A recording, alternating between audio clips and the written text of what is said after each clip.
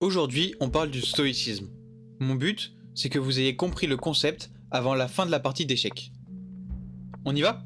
Le stoïcisme, c'est une philosophie née dans la Grèce antique, popularisée ensuite à Rome par des penseurs comme Épictète, Sénèque ou encore Marc Aurèle. Son idée centrale est simple à énoncer, mais difficile à appliquer. Il existe des choses sur lesquelles on a du contrôle, et des choses sur lesquelles on n'en a aucun.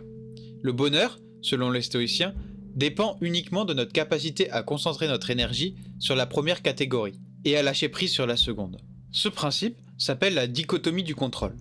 On contrôle nos pensées, nos choix, nos actions, notre façon de réagir à une situation. Mais on ne contrôle pas la météo, l'opinion des autres, le comportement d'autrui, ou les événements extérieurs en général. Un exemple simple, tu peux perdre ton travail à cause d'une décision qui dépend absolument pas de toi. Ce qui dépend de toi, en revanche, c'est comment tu réagis à cette perte.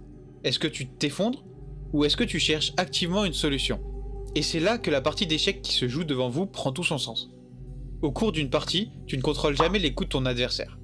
Il peut prendre une pièce, attaquer, bluffer, changer complètement de stratégie sans prévenir.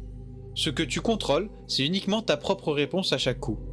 Un joueur stoïcien, au sens philosophique, ne s'effondre pas quand il perd une pièce importante. Il évalue la situation telle qu'elle et il ajuste sa stratégie en conséquence, sans s'attarder sur ce qu'il aurait pu faire différemment. C'est exactement ce que prône le stoïcisme. Marc Aurèle écrivait que ce n'est pas l'événement en lui-même qui nous fait souffrir, mais le jugement qu'on porte sur cet événement.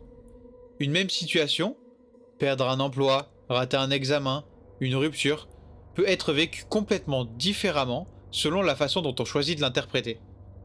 Cela ne veut pas dire nier la difficulté ou faire comme si de rien n'était. Ça veut dire refuser de laisser un événement extérieur décider entièrement de notre état intérieur. Un exemple très concret et facile à appliquer. Imagine que tu sois coincé dans un embouteillage. Tu ne contrôles absolument pas la circulation. Par contre, tu contrôles complètement ta réaction. T'énerver, klaxonner, stresser pendant 40 minutes. Ou accepter la situation, écouter un podcast et arriver au même endroit, au même moment, mais dans un état d'esprit complètement différent. Et voilà, la partie touche à sa fin.